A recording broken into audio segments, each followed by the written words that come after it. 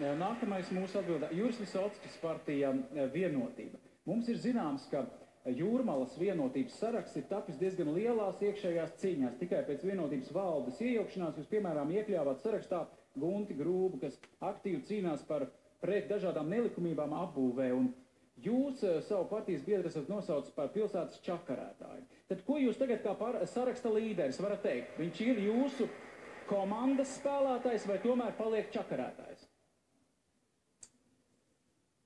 Redziet, es nepateikšu to, ko es domāju. Kādēļ? Mēs gribam būt godīgi. Bet, lai atkal es nebūtu piekārts pie lielā zvana un goda un cieņas aizskaršanas jautājumā, tātad, ja Grūba ir tai komandā, ir, ko darīt? Es samierināšos ar to. Jūs arī respektēsiet viņu, ņemsiet vērā viņu vēlāk? Es viņu mīlēšu. Paldies!